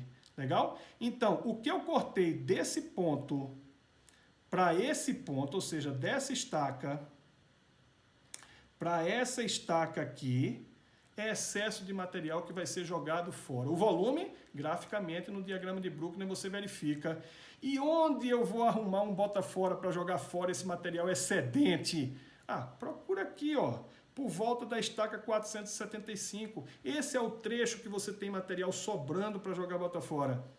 Volto a dizer, o Bruckner não equilibra volumes de empréstimos com bota fora. Não equilibra. Equilibra corte e aterro compensação. Agora, o Bruckner te indica quanto você vai precisar de empréstimo, onde vai precisar de empréstimo, quanto você vai jogar fora por excesso de material, onde você vai jogar fora, tá certo? E outras correções que vocês vão trazer para cá. Muitas vezes ocorre que no mapa de cubação, no quadro de cubação, né, no mapa de cubação, existe um volume de corte, mas esse volume ele não pode ser utilizado no aterro, então é um material que você não pode entrar, esse volume não pode entrar lá no diagrama de Bruckner, entendeu? Ele tem que entrar direto para uma coluna de bota fora. Você só vai poder fazer esse ajuste quando o teu laboratório voltar de campo com as informações do jeito que a gente orientou lá. Então você reconstrói, tá certo? O diagrama de Bruckner. E agora sim, com dados reais, né? Reconstrói os mapas de cubação, as seções transversais, e com os dados reais das áreas das seções transversais de todo o trecho, né? Você reconstrói esse diagrama e a partir desse diagrama você identifica onde vai ter bota fora por excesso de material, onde você vai precisar de empréstimo, de onde para onde vão os movimentos de terra, tá certo? E quais suas respectivas distâncias de transporte. Ou seja, com esses dados, você calcula ou alimenta, melhor dizendo, o teu quadro de distribuição de materiais, ou seja, quadro de movimentação de massas, quadro de origens e destinos, quadro de movimentação de terra, como você queira chamar aí na tua região, tá certo? É um quadro que relaciona nas colunas da esquerda as origens do material, de onde sai material escavado, e aqui nas colunas da direita estão os destinos do que você escavou. Então, se eu estou dizendo que há um corte 8 na estaca 391 até a estaca 399, para onde eu vou mandar esse corte? Para onde o diagrama de Bruckner está me indicando naquele ponto. Significa que existe um corte aqui, ó, subindo o diagrama de Bruckner, lá na 391, e chega no vértice dessa parábola na 399. A partir daqui ele vai descer no aterro, não é isso? Que vai da 399 a 412. Então, o corte 8 desse estaqueamento vai para o aterro número 10, que tem esse estaqueamento aqui. Então, o quadro de distribuição de materiais é a peça onde você relaciona exatamente as informações que você tirou do teu diagrama de Bruckner. Agora sim, é essa peça que você vai orientar a tua equipe de campo, né? Porque você sintetiza o diagrama de Bruckner no quadro de distribuição de materiais, tá certo? Aí você aproveita aqui para calcular as respectivas distâncias médias de transporte, já está lá no diagrama de Bruckner também, né? Graficamente, ok? E fazer também, de acordo com a relação de cada volume e suas respectivas distâncias de transporte, você vai tirar daqui, dessas informações, os volumes a serem medidos, tá certo? Escavação, carga e transporte com material de 0 a 200. Não houve nenhuma situação aqui de distância de transporte entre 0 a 200, nesse exemplo, tá? Entre 200 e 400 houve esse volume aqui, que é o quê? É a soma de todas, você tem que localizar nessa coluna todas as distâncias que estão entre 200 e 400, não é isso? Onde tiver 200 e 400, você pega o volume aqui e vai acumulando, tá certo? Então, essa é a conta para o quadro de distribuição de materiais, bem básico, está fora um pouco do nosso escopo, tá certo? Mas é onde você tem que chegar com o diagrama de Bruckner. Então, não existe quadro de distribuição de materiais sem um bom diagrama de Bruckner. É ele que alimenta o quadro. Se o teu projeto tem o quadro de distribuição de materiais, mas não te traz o Bruckner, é bom você pedir para o projetista. Cadê o diagrama de Bruckner? Não consta. Ah, não tem problema não, o quadro está aí. O diagrama de Bruckner a gente não fez. Opa, como é que você não tem diagrama de Bruckner, tá certo? Se você tem um quadro de distribuição de materiais, de onde vieram os dados para alimentar o quadro de distribuição de materiais? A menos, é claro, né, que você tenha só seções de aterro, né? Aí não tem sentido realmente o diagrama de Bruckner, porque todas as seções vão vir de empréstimo. Perceba aqui, ó, que nesse quadro de distribuição de materiais está aqui marcado onde tem empréstimo. Empréstimo 1 vai daqui, empréstimo 2, empréstimo 2. A partir de onde eu vou usar o empréstimo 2, até onde eu posso utilizar o empréstimo 1. Isso diz respeito ao o ponto mais próximo do trecho do empréstimo 1 e do empréstimo 2, mas também em relação aos volumes úteis que estão lá do empréstimo 1, do empréstimo 2, e bem como também as demandas que você tem no trecho, tá certo? Em cada um desses jaqueamentos. Então, é um cálculo que você segue durante o treinamento, evidentemente a gente não tem tempo para isso, mas é algo que você vai checar também no quadro de distribuição de materiais, e é preciso que o engenheiro de obra cheque bem isso, para evitar medir uma coisa ou até executar de maneira equivocada, né? Pegar de um empréstimo que não é o mais conveniente. Às vezes você está até mais próximo do trecho, aí está usando esse material, só que esquece que esse material aqui vai esgotar. E aí seria mais interessante você usar o pouco material que você tem para um outro lado, não é? Para liberar o lado de cá para o outro empréstimo. Então, todas essas contas, para a gente fechar essa logística do transporte, não só em relação às compensações de corte e aterro, mas também quando a gente demanda material de empréstimo, a gente vê no treinamento completo que a gente vai precisar de bem mais horas do que isso aqui para ver isso. Mas entendido, pessoal? Então, o que eu queria com o diagrama de Bruckner era simplesmente te mostrar o porquê da gente se preocupar com isso durante a execução da obra e não somente no projeto, da grande relevância que é você ajustar os dados de projeto para refazer, vamos dizer assim, ajustar o diagrama de Bruckner projetado para os dados da própria obra, refazendo então o diagrama de Bruckner, realimentando o quadro real de distribuição de materiais, e é esse real que você vai orientar a tua equipe de campo, sob pena de perder dinheiro com movimentações dispensáveis, desnecessárias em campo, ok? Então, como eu falei, tudo isso aqui tem toda a validade, não só no projeto, como na obra, durante a execução da obra. É peça para botar debaixo do braço do engenheiro de obra, ok? Agora, só tem sentido tudo isso que eu estou falando depois que você fizer os levantamentos que eu recomendei, ok? Com os dados reais. Com dados fictícios, se forem fictícios os dados do teu projeto aí, aí não vai funcionar, aí é um faz de conta, entendido? Vamos trabalhar com dados reais. Projeto está trazendo os dados reais, sim, Elci, como não? Maravilha, então está tudo perfeito, funcionando, é só seguir o quadro de distribuição de materiais. Por outro lado, se você está numa obra que esse aí não está batendo bem, e o que eu preciso ser honesto com vocês é que muitas vezes a gente encontra diversas situações em que não batem. Aí sai a campo, manda a tua equipe, ajusta tudo, reorganiza a tua movimentação de terra para você não perder dinheiro aí na obra. Seja você engenheiro da construtora, seja você o engenheiro fiscal, ok? Pessoal, era o que eu tinha para trazer para vocês de diagrama de Bruckner dentro desse mini objeto aqui, desse webinar, tá certo? Como economizar dinheiro lá em campo usando com isso o diagrama de Bruckner, como entender e utilizar bem o diagrama de Bruckner para a gente não perder dinheiro com terraplenagem. Só que é claro que a gente tem muito mais a fazer para evitar desperdícios e evitar perda de dinheiro desnecessário lá na terraplenagem. Só a título de exemplo, essa questão aí da movimentação do empréstimos, tá certo? Usar os empréstimos mais próximos, dada a realidade de volumes úteis nos empréstimos, volumes demandados em campo, posicionamento na obra e tudo mais. É claro que, para além disso aí, também tem aquela escolha, Eu vou entrar com uma escavadeira para executar esse corte ou é melhor eu entrar com um trator de esteira? Em que condições de campo é mais econômico para a gente entrar com escavadeira? Em que outras condições sai mais barato se eu entrar com um trator de esteira ou scraper, tá certo? Então, a gente precisa seguir nesses estudos, tá certo? Então, se você quer assegurar que não vai perder mesmo dinheiro, vai tirar o maior proveito do teu contrato, eu recomendo que você siga nos teus estudos de terraplenagem. Nós temos um treinamento que é completo, de terraplenagem, que vai ser que está disponível lá no site da New Roads. Então dá uma acessada lá no site, tá certo?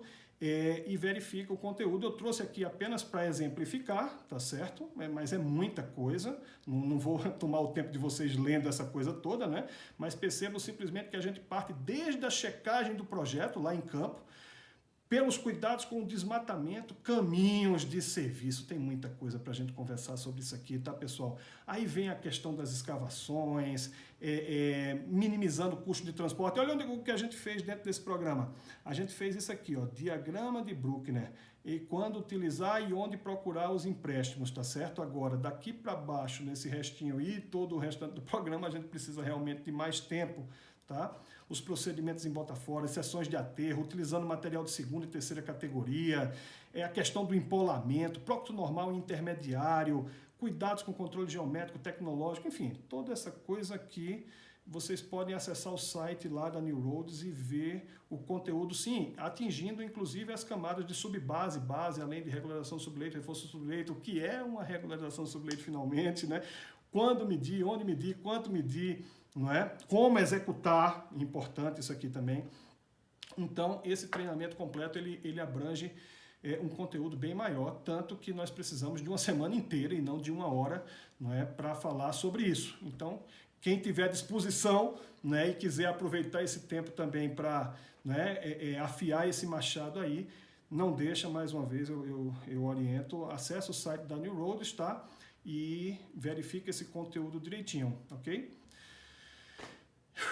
E era isso, pessoal. Eu acho que tenho que agradecer a paciência de vocês. Vou passar a palavra, né, porque a gente vai começar as perguntas agora.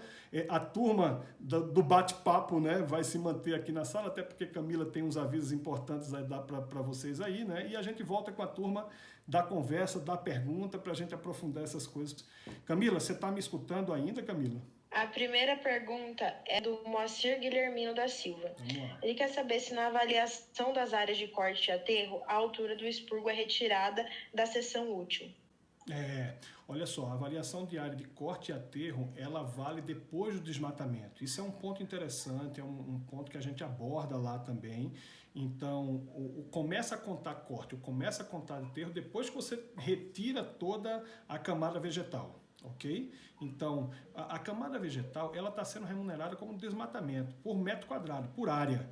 Ah, mas quando a gente tira uma área, a gente não raspa assim, a gente tira um volume de terra. Ok, mas esse volume de terra que sai junto com o mato que está lá, ele está sendo remunerado em área e deixa de constar como volume, evidentemente. Então, você estava com o mato aqui, e aí fez o desmatamento, ele veio para cá. Ora, se você vai ter uma seção de aterro nesse ponto, é claro que o aterro vai contar aqui de baixo, e não aqui de cima, porque você já tirou esse negócio e você já recebeu por isso, e o fato é que depois disso a cota ficou aqui embaixo, então todo o volume de aterro vai ser contado pós-desmatamento.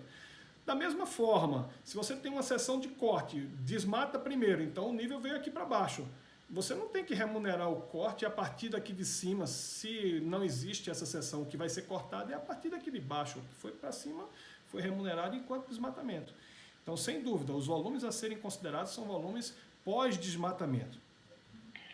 A próxima pergunta é do Matheus Silva Oliveira. Ele quer saber se o diagrama nos dá suporte para gerenciamento de bota-foras também. Eu não entendi assim perfeitamente o que ele quis dizer com o gerenciamento do bota-fora. Vou tentar entender assim, vou explicar mais ou menos o que eu posso ter entendido. Gerenciar o bota-fora no sentido de você saber qual o volume que você precisa por excesso de material de corte, entendeu?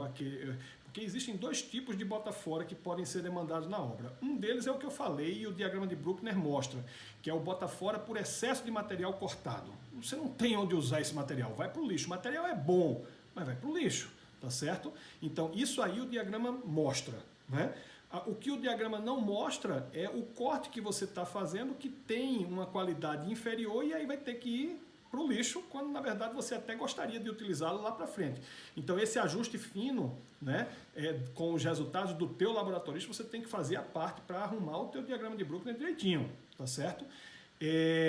Então o diagrama vai te dizer e vai te ajudar a gerenciar quanto de bota-fora você precisa, né, vai ter que fazer por excesso de material cortado em relação ao de corte e vai te indicar também onde estão essas ocorrências, onde estarão essas ocorrências. Daí você já vai começar inicialmente a obra a negociar com os proprietários das regiões próximas, né, dos trechos próximos, para dizer, olha, vou precisar aqui da tua área para fazer um bota fora aqui, entendeu? Você me libera essa área, né? Normalmente, depende muito da situação, vai ter um proprietário que vai te cobrar para isso, né? Vai ter outro que você vai fazer uma benfeitoria na terra dele, ele vai deixar você arrumar aquilo direitinho. Então, o gerenciamento desse tipo, sim. Tá certo? Agora, um outro gerenciamento, se vai compactar material no Botafora ou vai deixar somente espalhado o material no Botafora. Aí eu também, se foi esse o sentido da pergunta, né? Aí a gente precisaria de muito tempo, eu esgotaria até o tempo dessas respostas, eu prefiro abordar num fórum um pouco mais amplo, né? Porque essa coisa de compactação do material do Botafora, espalhamento do material do Botafora, eu tenho meia hora de comentário aqui, seguramente, para falar sobre isso, né? Vamos lá, a próxima pergunta é do Edson Clênio Guedes. Na sondagem das camadas existentes, será necessário furo de densidade in situ? Caso o resultado seja inferior à norma, deveremos reabrir a camada? Assim, eu acho que você está se preocupando com a questão de terminou o corte, não é isso? Pelo menos eu estou imaginando isso. Você terminou o corte e vai começar o aterro. O aterro, digo, né? As camadas finais, subbase e base, né? É claro, tem que fazer um furo de densidade in situ, sim, para poder medir qual é a densidade ali embaixo, né, no subleito, porque provavelmente aí também vai ter que ter regularização subleito. Isso é um exemplo típico de regularização subleito, ou seja, no final das sessões de corte, né? Você corta, chega lá embaixo, o material até é bom, né, na sondagem, mas não está na densidade compatível do próprio intermediário, né?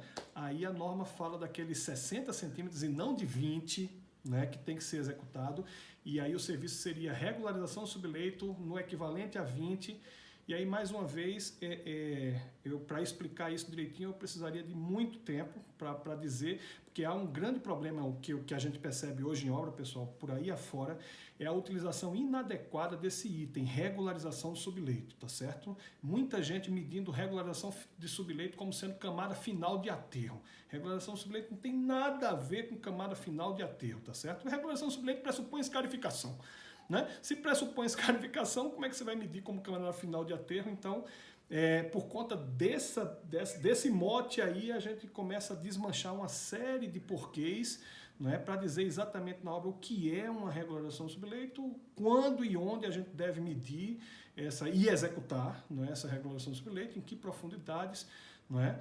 Mas, assim, voltando para o diagrama de Bruckner, e essa sondagem que eu comentei lá atrás, tá certo? Você vai sondar todo o trecho, inclusive nos pontos do grade colado, e nos pontos em que você sondou, que é grade colado, ou seja, já entraria com volumes de aterro em cima. Se por acaso o material não tiver qualidade, ele precisa ser substituído, não é? E se tiver qualidade, mas não tiver no prócto intermediário, provavelmente é o que vai acontecer, tá certo? Porque é difícil demais a gente imaginar na prática o material da natureza no prócto intermediário, na densidade do prócto intermediário. Aí seria o caso da reexecução desse material e o exemplo típico da regularização subleito, como eu falei, né, um pouquinho antes. Agora vamos para a pergunta da Larissa Ribas. Dado um diagrama de Bruckner, como saber qual a linha de terra ideal? No seu exemplo foi usada a ordenada 1000, valor inicial. Sempre pode ser esse? Não. Aí o que é que você tem que fazer? Você tem que pegar a tabela mesmo, o mapa de cubação, aquela parte analítica do diagrama de Bruckner. Lembra que eu botei primeira coluna estaca, depois áreas de corte, áreas de aterro, aterro corrigido, soma, aquela coisa todinha, até chegar na coluna de Bruckner, certo? Então ali você vai traçar o gráfico bruto, do jeito que está tirando daquele quadro, ok? Então você vai ter abscissas, que é o estaqueamento, ordenadas, que é a coluna de Bruckner. E aí você vai ter teus sobes e desces ali, tá certo? Subindo e descendo. Então você vai ter que fazer uma análise visual daquele diagrama. Olhando só a tabela, só a planilha, muito difícil. Você não tem feeling, não tem percepção para olhar uma tabela e entender ali onde vai estar a linha de referência, entendeu? Agora, quando você jogar isso para o gráfico, então daí a utilidade do diagrama mesmo de Bruckner, aí você vai ver as linhas subindo e descendo e você vai procurar graficamente nessas linhas traçar exatamente os pontos de equilíbrio, em que formando parábolas positivas e negativas, né? Então você traça ali o que é que provavelmente, ou o que pode, melhor dizendo, o que é que pode acontecer no teu caso concreto, no teu projeto ou na tua obra. Você está com uma linha num determinado patamar, depois ir lá para cima, ou seja, bota fora, né? Aí você faz um outro patamar lá em cima, né? Daqui a pouco vai lá para baixo, né? Aí você está lá para baixo porque você precisou de um volume enorme de aterro sem que o corte entrasse para compensar naquele trecho. Aí você já sabe que naquele ponto vai ter empréstimo, mas aí a situação que estava se equilibrando lá em cima passa a se equilibrar aqui embaixo. Aí você lança uma segunda linha de referência, uma terceira, uma quarta, tantas quanto você julgar necessário, a depender do movimento de terra real lá na tua obra, entendeu? Então você vai, não existe esse mil foi meramente exemplificativo, né, para aquela situação, só por questões didáticas mesmo. Você vai olhar isso no gráfico. O gráfico é que vai te indicar onde estão essas linhas de referências. Uma só ou várias até dentro da obra, como a gente demonstrou aqui, quando a gente pulou e utilizou ali o diagrama para observar uma situação em que ele indica empréstimo e outra como ficam tratados os botaforas. A próxima pergunta é do Sinardo Pereira. Como calcular o centro de massa de corte ou aterro, visto que no gráfico ele fica em estaca fracionária? Aí, graficamente, se você tá com o Bruckner desenhado, graficamente é só você projetar nas abscissas aquele pontozinho que eu te mostrei. Você quer saber aqui esse centro de massa desse corte aqui, vocês estão vendo a tela aí, né, pessoal? É só projetar esse ponto aqui, que você está sabendo, aqui na ordenada, ou na abscissa, tá certo? Então vai estar entre a 71 e a 72. A gente sabe que entre a 71 e a 72 tem 20 metros, né? A convenção rodoviária é que uma estaca inteira corresponde em campo a 20 metros. Isso em regra, salvo disposição em sentido contrário no projeto. Você está com um projeto de ferrovias, por exemplo, a coisa não se resolve bem com esses 20 metros, tá certo? Mas se você sabe que daqui para cá tem 20 metros, é só medir, né? Daqui para cá, não é? Você vai ter exatamente 71, no caso 71 mais tanto. Então, graficamente, você pode determinar pelo diagrama de Bruckner, tá certo? Ou pode fazer os cálculos de acordo com o mapa de cubação, tá certo? Você tem um mapa de cubação de corte e o mapa de cubação de aterro, você vai verificar exatamente ali qual é o ponto, não é? Que no mapa corresponde à metade do volume de corte e aterro, e aí verifica na coluna de destaque em que ponto isso vai dar. Aí, como vai dar entre duas, tem umas continhas. Vamos precisar fazer isso no treinamento completo, né? É uma sequenciazinha de cálculo, mas tudo muito simples, muito fácil de fazer, dá para calcular também diretamente. Quando você monta, no treinamento que a gente dá completo, eu forneço algumas planilhas de apoio, né, para quem está em campo. Uma delas é justamente essa, é a planilha do cálculo dos centros de massa. E você vai ver que essa planilha que eu forneço para vocês, não precisa você fazer nada, você simplesmente joga o teu mapa de cubação lá, coisa que você precisa fazer de todo jeito, você precisa jogar as seções transversais num mapa de cubação para calcular o volume. O que eu digo no curso é, ao invés de usar o teu modelo de mapa, usa esse aqui, entendeu? Que você calcula o mapa de cubação do mesmo jeito, só que de lado ele já põe onde está automaticamente o centro de massa, então não há por que não utilizar nas medições os centros de massa, tá certo? Muita gente, do corte, o centro do corte dá 10 para 20, está no 15, aí calcula até o centro do aterro, o centro físico, não é? Em volume de terraplenagem há sempre uma diferençazinha que pode ser mais ou menos relevante de acordo com o relevo da situação. A gente aborda isso lá no treinamento, tá certo? Então, com essa planilhazinha, você sacode os teus dados lá e a planilha te dá o cálculo imediato, automático, de onde está o centro de massa naquela situação que você abasteceu, ok? Mas também é uma planilha didática, ele te diz o passo a passo, te dá até uma memória de cálculo, né, do negócio. Só que realmente é simples, mas não dá para a gente ver assim em poucos minutos. Bom, professor, essas foram as perguntas selecionadas. Muito obrigada, professor, foi excelente, recebemos muitos elogios. E vamos para o próximo, né? Obrigado, Camila. Boa noite, pessoal. Obrigado por tudo também.